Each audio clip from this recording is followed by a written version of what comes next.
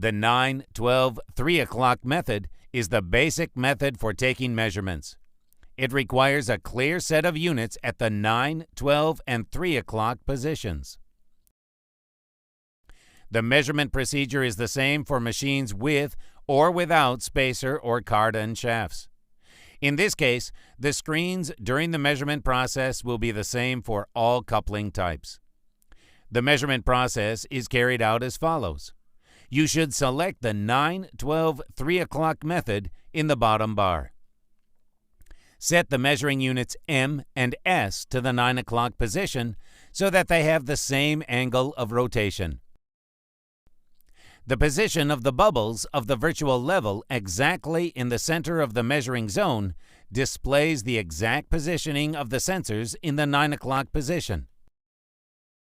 Then tap the icon Take Readings. The difference in the readings of the angle should not exceed 3 degrees, the size of the green zone of the bubble level. Repeat the procedure at the 12 and 3 o'clock positions. Observe the sequence 9, 12, 3 when rotating the measuring units in order to avoid coupling backlash.